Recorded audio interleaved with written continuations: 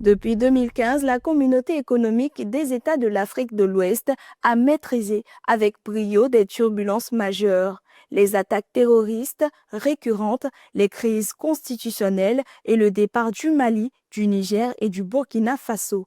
Pour surmonter ces crises inédites, la commission de la CEDEAO déploie une stratégie mêlant diplomatie et pragmatisme pour relancer sa dynamique communautaire. Depuis sa création en 1975, la CEDEAO constitue le pilier de la paix et de la sécurité en Afrique de l'Ouest. Aujourd'hui, elle traverse une phase critique confrontée à l'insécurité croissante et au terrorisme, notamment Boko Haram, l'État islamique au Grand Sahara et Al-Qaïda au Maghreb islamique, responsable de plus de 6 millions de déplacés en 2023 selon l'ONU. À cela s'ajoutent les ruptures constitutionnelles et les défis économiques. Notre région n'a jamais connu simultanément autant de défis depuis de nombreuses années.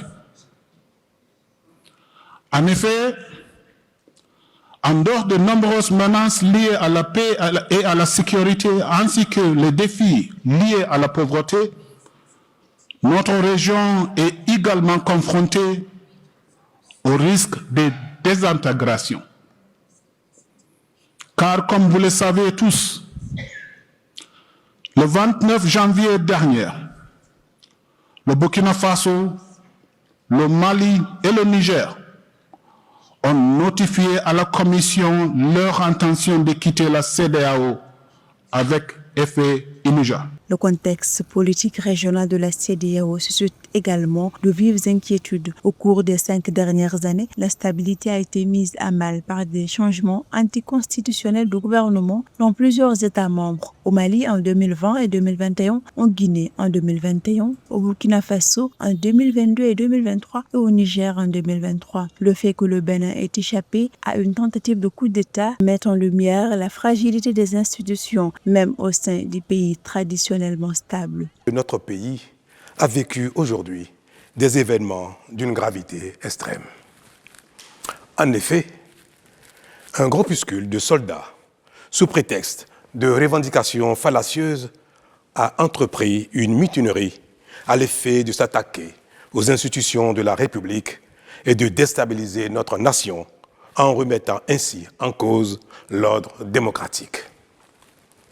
Une telle entreprise aurait eu pour conséquence de plonger notre pays dans une aventure sans lendemain, aux conséquences désastreuses.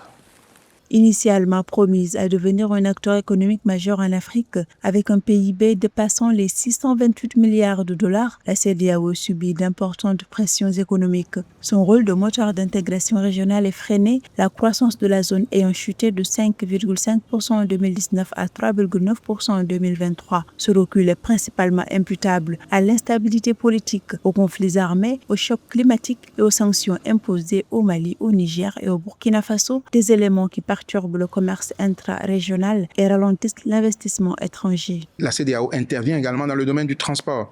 La route, ou bien le corridor Abidjan-Lagos aujourd'hui, qui est en cours de négociation avec les partenaires pour mobiliser les ressources afin de fluidifier le transport sur la côte ouest africaine, c'est une initiative de la CEDEAO et aujourd'hui c'est en bonne voie. Nous avons également le corridor en matière de télécommunications. La CEDEAO soutient également aujourd'hui les États membres à mettre en place un système de télécommunication unique afin que le roaming ne coûte pas cher en Afrique de l'Ouest. Il y a également le transport aérien.